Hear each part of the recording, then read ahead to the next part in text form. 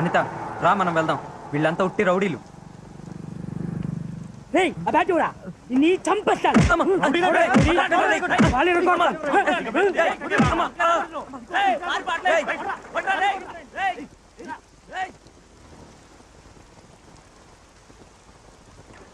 నా పక్కన నించోడానికి కూడా అసహ్యంగా ఉంది కదూ.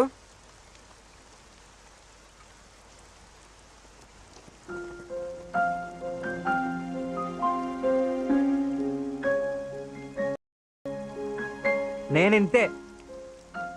ఎందుకో కోపం ఎవరి మీద చూపించాలో తెలీదు. మనకి బాగా నచ్చిన అమ్మాయి గురించి రాత్రి బవళ్ళు కలలు కంటాం. మనకి తెలుసు దాని వాల్యూ ఏంటో. ఇలాంటి వెదవ చేతిలో పడి లైఫ్ అంతా నరకం అనుభవించిపోతుందని తలుచుకుంటే ఒళ్ళు మండిపోతుంది. మీ కళ్ళకి మంచేదో చెడేదో కనిపించదా? అన్నిట్లో పర్ఫెక్ట్గా ఉండే ఆడపిల్లలు పోయి ఎందుకు ఊపిలో పడతారో అర్థం కావట్లేదు.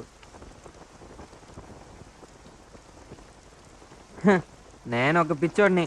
మనలాంటి మున్సిపాలిటీ స్కూల్లో చదివినవాడిని కూడా ఒక హై క్లాస్ ఫిగర్ తిరిగి చూసింది. మనకు కూడా దేవుడు ఏదో దారి చూపిస్తున్నాడేమో అనుకున్నాను. బట్ బిచ్చకాన్ని చూసినట్టు చూసావని నువ్వు చెప్తూ కొట్టినప్పుడు తెలిసింది. తప్పులేదు, నాకు కావాల్సిందే. ఇదిగో ఇలా వీధి కుక్కలాగా ఏమూ లేకుండా తిరుగుతున్నాను. గాలోడిని ఏం చేయను. మా నాన్నకి నన్ను కొట్టడమే తెలుసు తప్ప పక్కన కూర్చోపెట్టుకొని ప్రేమగా మాట్లాడడం తెలీదు.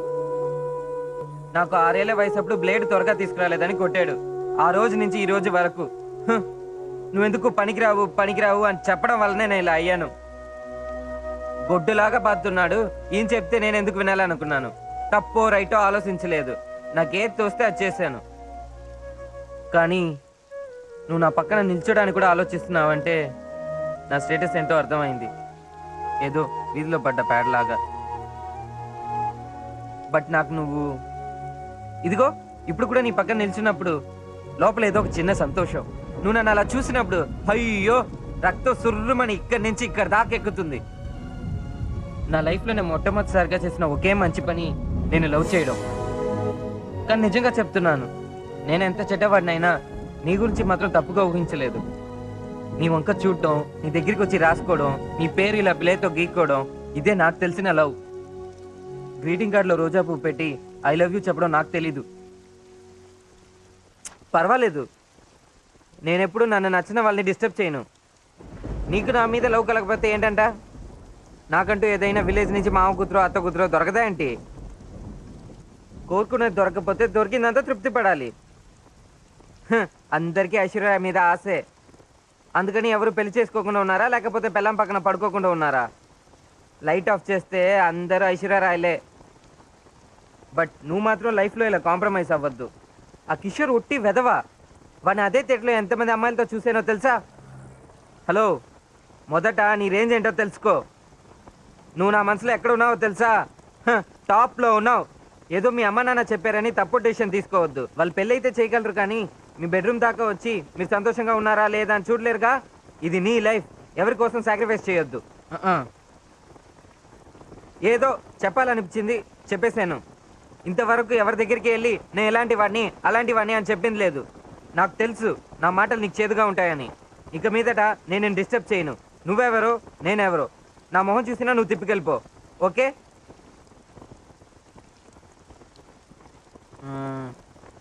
నాకు ఈ క్షమాపణలు అడగడాలు నచ్చావు. బట్ నువ్వు చాలా మంచి అమ్మాయివి. నిన్ను అడిగినా తప్పులేదు. నిన్ను చాలా టార్చర్ చేశాను. అన్నిటికీ కలిపి మొత్తంగా సారీ, ఓకే? బాయ్. అరే రవి, నువ్వు ఇలా కూడా మాట్లాడతావా?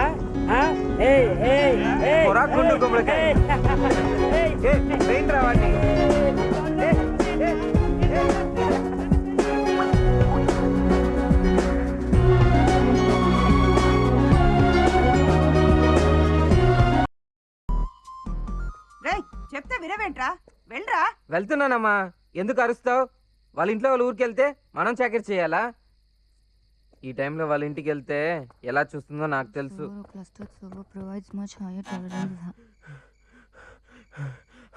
అను ఇక్కడే పడుకుంటుందంట, నీకు తోడుగా ఉంటుందంట.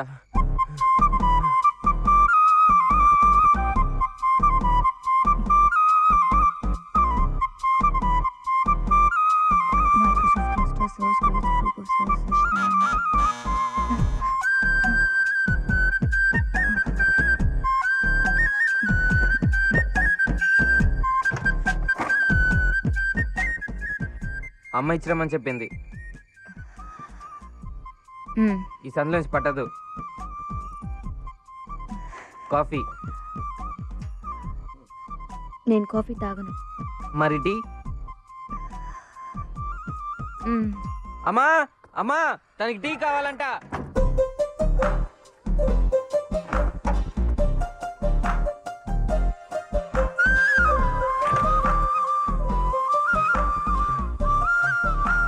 టీ. నాకు టీ వద్దు. హార్లిక్స్. టీ కొట్లో హార్లిక్స్ అమ్ముతారా? ఇవన్నీ ఎందుకు చేస్తున్నావు? ఇంత జరిగా కూడా నువ్వు మారలేదు కదూ?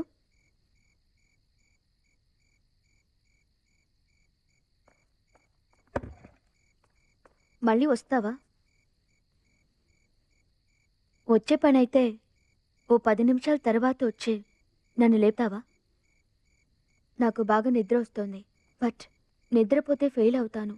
నిన్ను హెల్ప్ అడగాలంటే అదోలా ఉంది, కానీ తప్పట్లేదు.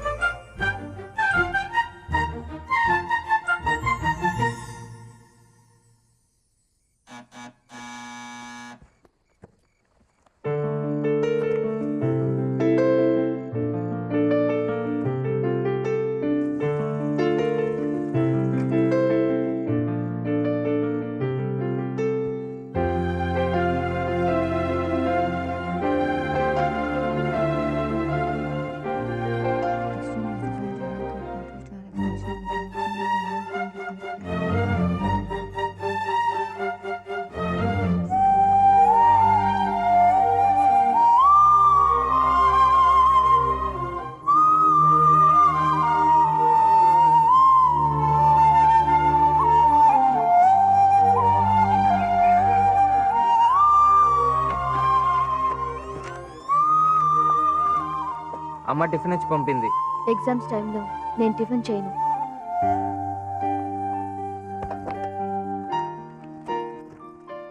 ఇదిగో ఇదేనా తినేళ్ళు. వద్దని చెప్తున్నానుక, ఊరికే ఇలా స్మార్ట్గా యాక్ట్ చేయకు. 3 గంటల సేపు ఎగ్జామ్ రాయాలి, దానికైనా స్ట్రెంత్ కావాలిగా. తీసుకో.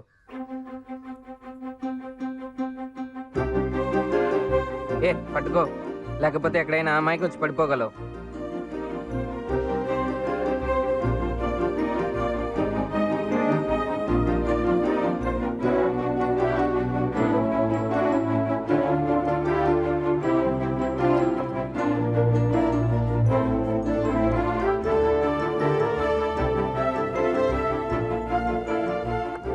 బస్ పట్టుకొని వెళ్ళే లోపు టైర్డ్ అయిపోతావు. 2 మినిట్స్ ఆగు. ఆనంద్ దగ్గరికి వెళ్ళి బైక్ తీసుకొచ్చి కాలేజ్లో డ్రాప్ చేస్తాను. నో థ్యాంక్స్, నేను బస్సులో వెళ్తాను. మ్మ్.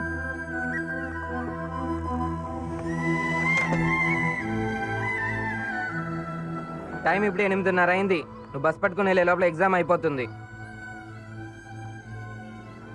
నా మనసులో ఏం లేదు, నీ మనసులో ఏం లేకపోతే వచ్చి కూర్చో ప్లీజ్. అంత కష్టపడి చదివి ఎగ్జామ్ మిస్ చేయొద్దు.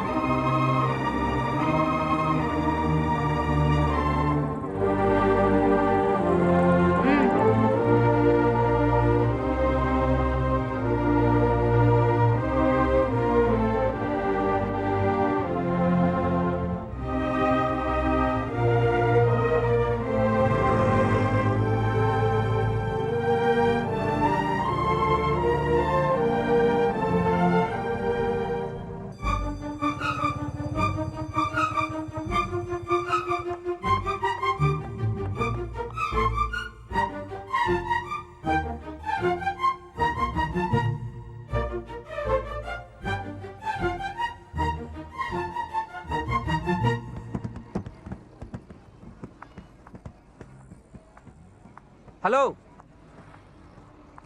హలో, ఇప్పుడైనా నమ్ముతావా? ఇది లవ్ కాదు, ఫ్రెండ్షిప్ అని. ఇలా మాట్లాడకుండా ఉంటే ఏంటి అర్థం?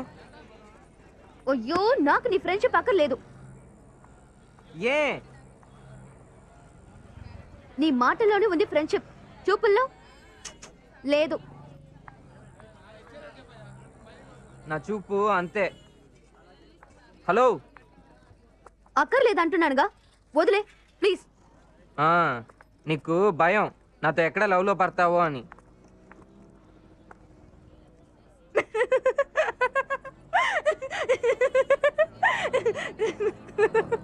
వాట్? Come again.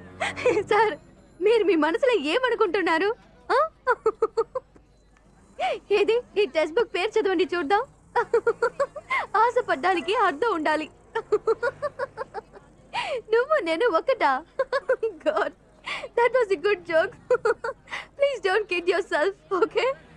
ఆ రోజు ఏదో డైలాగ్ కొట్టే, విలేజ్ నుంచి మా మామ కూతురు అత్త కూతురు అని. ముందు ఆ పని చూడు.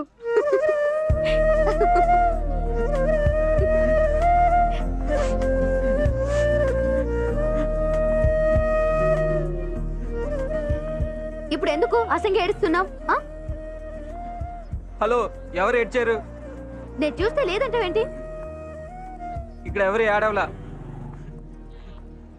నాకు ఒకే ఒక డౌట్. నేను 6 నెలల నుంచి నీ వెనకాల తిరుగుతున్నానుగా, అది నీకు కూడా తెలుసుగా.